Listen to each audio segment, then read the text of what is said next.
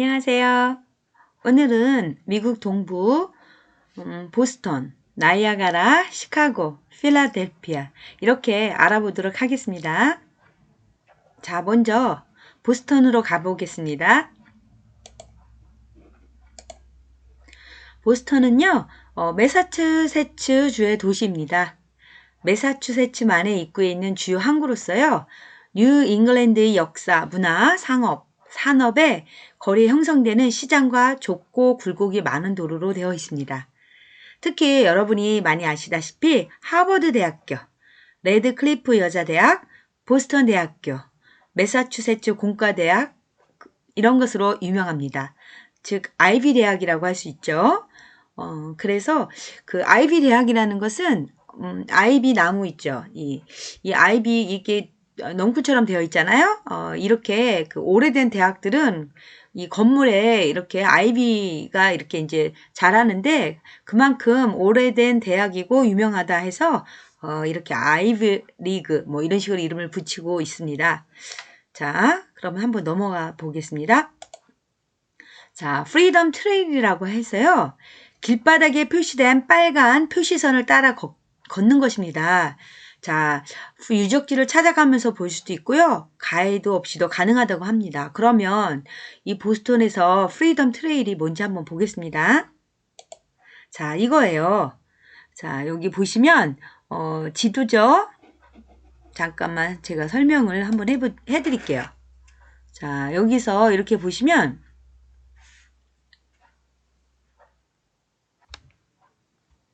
자, 이것이 프리덤 트레일이에요. 프리덤 트레일. 걷는 거예요. 걷기. 자, 그러면 여기 보스턴에 가시면 어떻게 걷느냐. 여기가 역사적인 장소잖아요. 그래서 여기서부터 시작한대요. 자, 보스턴 커먼에서 시작해서 이렇게 빨간 줄 있죠. 여기를 따라서 쭉 걸으면 모든 역사적인 장소를 거의 다 볼 수 있다는 것입니다. 맨 먼저 보스턴 커먼에서 이제 걸어서 매사추세츠 스테이트 하우스 이렇게 여기도 가고 또 그레니 베어링 그라운드 여기도 가고 여기 보시면 이제 여기 이제 공동묘지잖아요. 베어링인가? 그다음에 파크 스트리트 처치도 있네요. 교회도 있고 퍼스트 퍼블릭 스쿨 사이트도 있고 첫 번째 퍼블릭 스쿨 공립 학교 장소도 있고 킹스 채플 앤 베어링 그라운드에서 이렇게 쫙 갑니다. 그 서점도 있죠. 올드 코너 북스토어도 있고. 그래서 이렇게 쫙 가면은 여기 또 뭐 이제 베어링 그라운드에서 이제 공동묘지도 있네요. 그 다음에 올드 노스 처치 교회 오래된 그래서 이렇게 쭉 걸으셔서 벙커힐 마뉴먼트 여기까지 오고 또 그래서 USS 컨스티튜션 여기까지 이렇게 가면 여기 뭐라고 있냐면요. 이 USS 컨스티튜션 및 찰스타운 네이비야드 여기 찰스타운 네이비야드는 안 보이네요. 네, 제가 못 찾는 건가요? 네. 아무튼 여기 이렇게 해서 USS 컨스티튜션까지 이렇게 해서 쫙 여기를 이렇게 보는 겁니다. 그래서 날씨가 좋을 때 걸으면 이 보스턴에 있는 역사적인 장소는 다 볼 수 있는 것입니다. 예. 자, 그 다음에 우리가 알아야 될 건 하버드 대학교죠. 자, 하버드 대학교는 너무나 유명하죠. 예, 미국 최초의 대학이고 1636년에 설립된 거고 원래 이름은 캠브리지 칼리지였대요. 캠브리지 칼리지 하면 무슨 생각이 나세요? 영국이죠? 영국의 캠브리지 대학이 생각나시죠? 예, 영국 사람이 여기에 왔기 때문에 처음에는 캠브리지 칼리지로 했다가 청교도 목사를 육성하는 대학으로 지어졌다가 이제 기부금을 많이 내신 청교도 목사님 중에 존 하버드라는 분이 계셨나 봐요. 이 분의 이름을 따서 하버드 대학교가 됐다고 합니다. 자, 아이비 리그 중에 하나로 미국 최고의 사립 명문 학교로서 8명의 미국 대통령이 나왔다고 합니다. 네. 그래서 이 하버드 대학은 유명하신 대통령들이 많이 나온 곳이기도 합니다.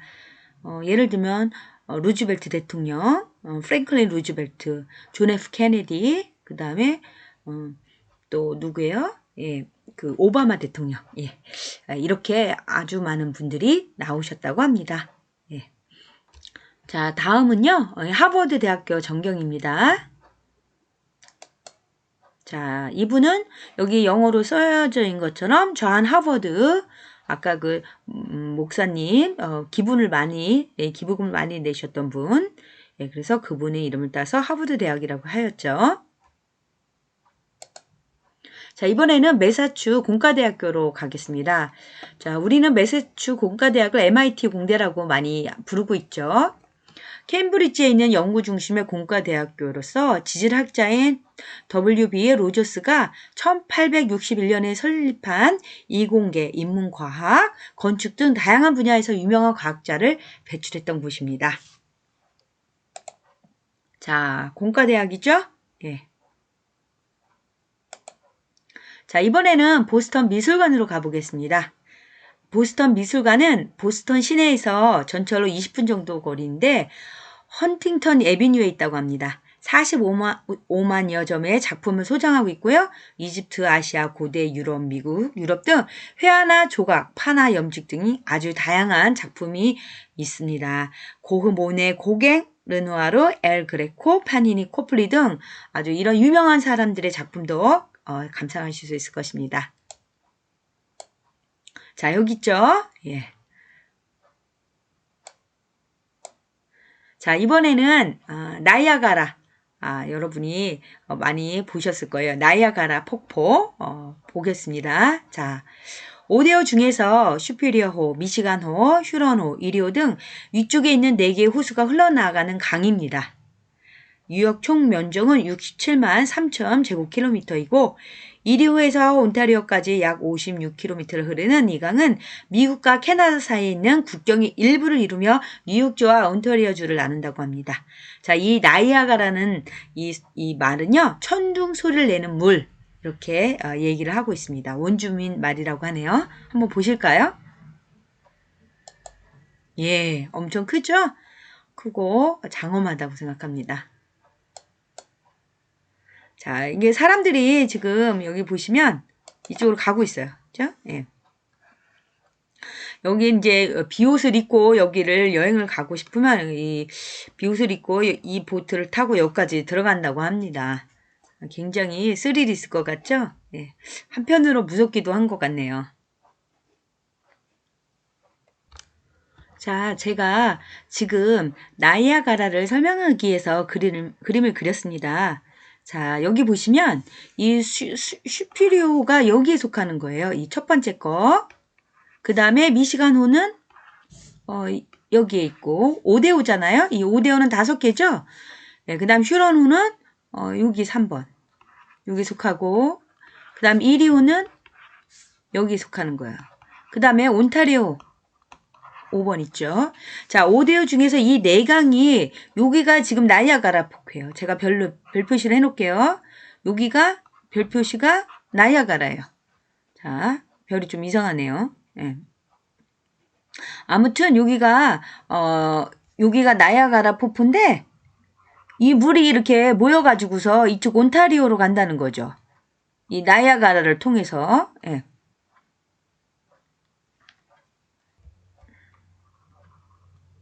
자, 제가 다시 여기 표시를 해놨습니다. 예, 그래서 이제 이리오에서 여기서부터 온타리오까지 여기 호예요. 예, 온타리오 호예요, 여기. 예, 온타리오 호까지 약 56km를 흐르는 이 강이다. 그래서 이렇게 간다는 거예요. 모여가지고 가고요. 여기는 이제 서로 이제 이게 캐나다하고 이렇게 국경이 나눠져 있어요. 예, 걸쳐 있다는 거죠. 캐나다하고 미국하고. 예. 자, 다음은 스카일런 타워예요. 제가 이것을 왜 넣었냐면요. 여기를 여행 가시면 여기는 이제 미국에 속한 건 아니지만 캐나다 온타리오주에 있다고 하는데요. 이 타워에서 보면은요. 이 나이아가라가 굉장히 멋있대요. 그러니까 혹시 캐나다나 미국에 가시면 여기서 봐도 좋을 것 같습니다. 전망대가 236m이기 때문에 높이서도 잘 볼 수 있고 초고속 엘리베이터가 있다고 합니다. 네, 바로 여기에요. 네, 여기서 보면 이 나이아가라가 폭포가 엄청 잘 보인다는 거죠. 자, 이번에는 시카고에 대해서 배워보겠습니다. 자, 시카고는 어디 있냐면요. 지금 우리가 나이아가라 폭포 공부한 것처럼 여기에 있어요. 예. 자, 그래서 시카고는 여기 아까 뭐라고 했어요? 예. 미시간호라고 했죠? 여기 미시간이 있기 때문에 이쪽 이름을 미시간호라고 한 거예요. 그리고 여러분 여기 까맣게 이렇게 표시해 놓은 거 있죠? 여기가 미국과 캐나다의 경계선이에요. 여기 쭉 있죠? 이렇게 쭉.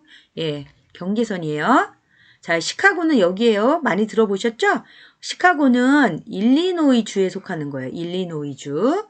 여기 이렇게 보시면 일리노이주라고 써있죠? 일리노이주 북부예요. 시카고는 미국에서 세 번째로 인구가 많고요. 내륙에 있으면서도 아까 보신 것처럼 미시간호가 있잖아요. 그래서 수로를 끼고 있어서 아주 잘 발달된 도시라는 거죠. 세계적인 공업과 상업의 단지다. 그 다음에 시카고의 발전은 미국의 전체 상을 보여주는데 일리노이 주 전체 인구의 한 3분의 1을 차지한대요. 시카고에서. 예. 그 다음에 여기 특이한 거는요, 남북전쟁 당시 이제 노예 해방 때문에 이제 링컨 대통령이 남북전쟁에 이제 이거에 의해서 노예제도를 해방했잖아요. 그래서 북부 연방정부를 지지했대요, 시카고 사람들이. 그런데 일리노이주 남부인들은, 그러니까 일리노이주에도 북부하고 남부가 있었잖아요. 근데 남부 사람들은 남부 연합과 동맹을 해가지고 연방 탈퇴 운동을 하였다고 합니다. 이 운동은 실패였지만 이질적인 요소들이 시와 주의 정치적 생활, 사회적 생활에 어려움을 주고 있다고 합니다.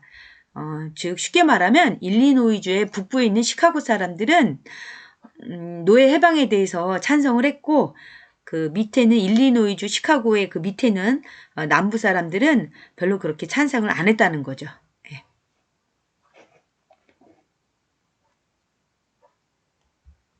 자, 이 시카고에 가면은 뮤지엄 캠퍼스가 있다고 합니다. 자, 캠퍼스라는 것은 이렇게 대학도 우리가 캠퍼스라고 하잖아요.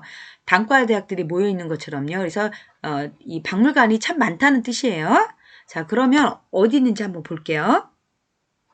자, 박물관이 뭐가 있나? 필드 자연사 박물관이 있다고 합니다. 이렇게. 예. 자연에 대해서 배울 수 있는 거죠. 그 다음에 쉐이드 수족관. 여기 가면 이제 동물들이, 물고기, 뭐 이런, 동물들이라고 해야 되겠죠. 예. 수족관, 물고기라든지 또는 뭐 여러 가지 관찰할 수 있는 이런 자연 생물들이 많다는 거죠. 그 다음에 애들러 천문관도 볼 수 있다고 합니다. 이렇게 시카고는요, 박물관들이 많습니다. 자, 그 다음에 윌리스 타워, 이거에 대해서 배워보겠습니다. 이렇게 시카고는 박물관도 많지만 또 타워도 있어요. 자, 윌리스 타워예요. 이름이 1973년 미국 시카고 일리노이에 지어진 마천루예요. 아주 높다는 거죠. 지상이 108층이며 높이는 440m이라고 합니다. 2013년 뉴욕시에서 프리덤 타워가 건설되기 전까지는 서반구에서 제일 높은 건물이었다고 합니다. 자, 이거예요. 이게 여기 있죠? 예, 이게 윌리스 타워예요. 윌리스 타워. 근데 윌리스 타워는 이렇게 이 데크에서 보면은 너무 무섭죠. 이렇게 해서 이 밑에를 여기 보면서 걸어갈 수 있다는 거예요. 심장이 약하시거나 하신 분들은 좀 힘드시겠죠. 네. 네, 저도 힘들 것 같네요. 자, 그 다음에 존 행콕 센터도 있다고 합니다. 그러니까 시카고에 가면은 또 존 행콕 센터에 가셔서 보시면 되는데, 이 노스 미시간 애비뉴 875번지, 존 행콕 센터, 옛날에는 이제 이게 이름이 바뀌었대요. 그래서 존 행콕 센터였는데, 지금도 존 행콕 센터라고도 하는 사람도 있는데, 노스 미시간 애비뉴 875번지, 이렇게 부른다는 거죠.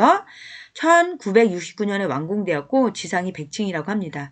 시카고에서는 제일 높았던 빌딩이라고 하는데요. 나중에 지어진 아까 보았던 윌리스 타워 때문에 이제 세 번째로 높은 빌딩이라고 합니다. 자, 여기 밑에 보시면 빅존이라고도 한다고 하죠. 애칭입니다. 빅존. 그 다음에 2018년에는 새로운 명칭인 875 노스 미시간 애비뉴 위에서 말씀드린 것처럼 이렇게 바뀌었다고 합니다. 자, 이거예요. 여기서 보시면 이게 보이죠? 예. 태양이. 자, 그 다음에 이번에는 필라델피아로 가겠습니다. 자, 필라델피아는요, 아주 중요한 도시예요. 왜냐하면 독립혁명의 중심지였기 때문이에요. 자, 펜실베니아 주에서 가장 큰 시고요. 1681년 퀘이커 교도에 의해서 정착된 곳이에요. 미국의 독립혁명과 산업혁명의 중심지였다. 그래서 식민지 시대의 건물들이 곳곳에 있다고 합니다. 중심부를 기준으로 북서부에서는요, 독일인이 모여 사는 지구가 있고요. 또 북부에는 흑인, 푸에르토리코인 지구가 있고요. 또 남부에는 유럽인 지구가 있습니다. 이렇게 이 인구의 이 민족의 다양성을 갖고 있는 지역이라는 거죠. 도시라는 거죠. 자, 그 다음에 대서양 연안지방의 주요 교통 중심지이기 때문에 선박장비나 식품, 출판 등의 제조업 분야가 활발하고요. 또 금융의 중심이기도 한다고 합니다. 자, 여러분, 필라델피아가 어디 있는지 한번 보실게요. 필라델피아는 여기 있습니다. 필라델피아. 자, 여기가 워싱턴 DC죠. 수도요. 그 다음에 이쪽이 뉴욕입니다. 뉴욕. 그 다음에 여기는 펜실베니아 주죠. 예, 그래서 필라델피아가 펜실베니아 주에 속하는 거죠. 예, 그 다음에 이제 이쪽은 뉴저지네요. 예. 자, 이렇게 필라델피아 가시면 미국 독립의 중요한 곳이라고 했잖아요. 그래서 독립역사공원이 있어요. 자, 펜실베니아주 필라델피아에 위치한 공원이고요. 미국 독립혁명에 관한 문서가 모여져 있다고 합니다. 특히 독립기념관과 자유의 종은 꼭 가보시면 좋겠습니다. 자, 독립기념관이요. 펜실베니아주예요. 펜실베니아주 필라델피아에 있는 기념관으로서 1775년에서 1783년까지 제2차 대륙회의의 주요 회의 장소였다고 합니다. 자, 그 다음에 1776년 7월 4일 미국 독립선언을 한 건물입니다. 자, 여러분 다른 건 모르셔도 이거는 알아두셔야 됩니다. 1776년 7월 4일 미국이 독립한 날이죠. 예. 그 다음에 1979년에는요 유네스코 세계문화유산으로 등록되었다고 합니다. 자, 여기에요. 여기가 독립기념관이고요. 유네스코로 등재되었던 곳입니다. 그 다음에 이 필라델피아 가면 자유의 종도 있습니다. 자, 펜실베니아주 필라델피아 독립기념관에 있는 종입니다. 아까 앞에서 보셨던 거기 아닙니다. 1752년에 주문 제작되었다고 합니다. 이 종에는 뭐라고 써 있냐면요. 모든 땅 위의 모든 사람들에게 자유를 공포하라 라는 문자가 새겨져 있다고 합니다. 자, 초기에 의회 회기 동안에는 의원들을 소환하는 종이었다고 합니다. 모이십시오 하고 회의합니다. 이렇게요. 그런데 후에 공적인 모임과 공표를 위해서 시민들을 불러 모으는 데 사용되었다고 합니다. 이게 자유의 종이에요. 예. 그 다음에 게티스버그에 대해서 우리가 많이 들었잖아요. 게티스버그 연설문 이렇게요. 이건 링컨이 했다는 그 게티스버그 연설이요. 그런데 이 게티스버그가 어디인지 한번 볼게요. 이 게티스버그는 필라델피아에서 서쪽으로 145마일 떨어진 곳이라고 합니다. 남북 전쟁 중에 벌어진 전투 중에 하나이고요. 링컨의 유명한 그 게티스버그 연설을 했던 곳입니다. 자, 그 다음에 게티스버그 군사공원이고요. 각종 기념물, 기념비로 있는 곳입니다. 링컨 광장이 도시의 중심을 이루고 있다고 합니다. 자, 여기에요. 게티스버그 전투에서 승기를 잡은 이제 남북전쟁에서 북군이 이제 승리하잖아요. 그래서 북부가 남북전쟁에서 승리하게 됩니다. 예. 그래서 이렇게 오늘은 여러 곳을 알아보았습니다. 자, 다음에도 또 재미있게 만나 뵙도록 하겠습니다. 감사합니다.